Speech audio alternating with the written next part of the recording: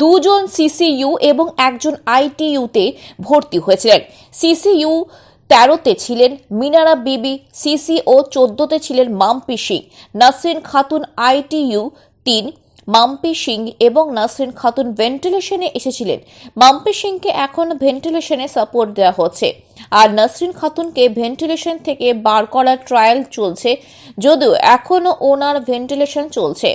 Minara বিপির oxygen support লাগছে, 3 জনের শারীরিক অবস্থা স্থিতিশীল নয়। মাম্পি সিং এবং মিনারা বিবির সিটি স্ক্যান আজকে করা হবে।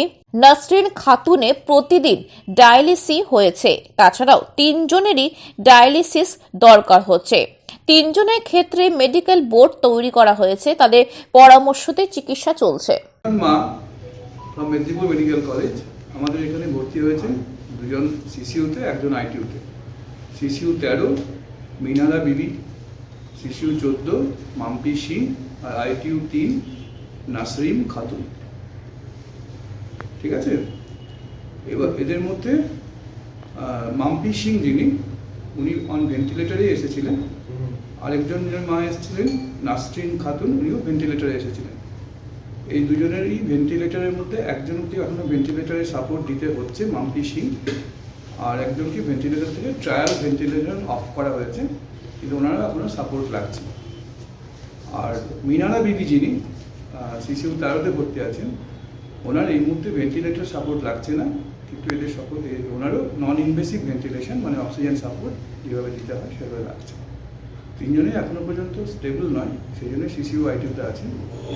আর চিকিৎসা যেভাবে মেডিকেল বোর্ড যেভাবে রিপোর্ট যেভাবে করছেন according to parameter findings and investigation report, সেইভাবে চিকিৎসা এগিয়ে নিয়ে যাওয়া হচ্ছে। 2 জনের আজকে একটা সিটি স্ক্যান হচ্ছে, সিসিউ 14 আর সিসিউ 13। একটা সিটি স্ক্যানে পাঠানো হয়েছে, সিটি স্ক্যান হয়ে ও ব্যাক করে আসবে, যেহেতু ডাক্তারবাবুরা বলছেন যে সিটি স্ক্যানটা দরকার। বলো এবার তোমাদের কি জিজ্ঞাসা আছে বলো। স্যার, নাসরিন যিনি রয়েছেন, নাসরিন খাতুন, তার শারীরিক অবস্থাটি কোন জায়গাটা বেশি আপনাদের চিন্তা? কোন জায়গাটা তো সেভাবে তাই বলতে পারবো না, মানে ডায়ালিসিস চলছে? ডায়ালিসিস এদের প্রত্যেকেরই লাগছে অ্যাজ এন্ড হোয়েন রিকোয়ার্ড। যেমন আপনি আইটিউ 6-এর বললেন, আইটিউ 6-এর ডায়ালিসিস অলরেডি 13 তারিখ, 14 তারিখ, 15 তারিখ হয়েছে, আজকেও চলছে। আচ্ছা, ঠিক আছে। আর মিনারা বিবি? হ্যাঁ, ওনারও ডায়ালিসিস যখন প্রয়োজন হচ্ছে লাগছে, 2 দিন হয়েছে।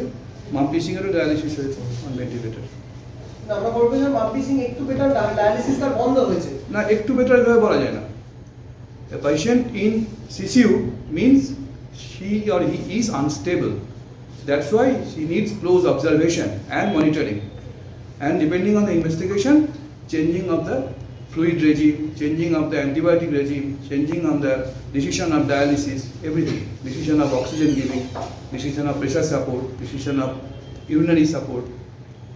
সেটা সেই জন্যই তারা সিসিউতে আছেন, তাদের চিকিৎসা এগিয়ে নিয়ে যাওয়া হচ্ছে as per experts opinion, experts of the team. Last medical টিমে লাস্ট পাওয়া খবর পর্যন্ত 13 জন সদস্য ছিল, ওরা 13 জন কি আছেন আরো বাড়ানো? আমি ওইভাবে বলতে পারবো না। মেডিকেল টিম গঠন করা হয়েছে 3 জনের জন্য, তারা প্রত্যেক দিনই দেখছেন, সেই অনুযায়ী রিপোর্ট দেখে পেশেন্টের কন্ডিশন অ্যানালিসিস করে চিকিৎসা পদ্ধতিতে এগিয়ে নিয়ে যাওয়া হচ্ছে, যাতে তারা সুস্থ হওয়ার জন্য দিকে এগিয়ে যায়।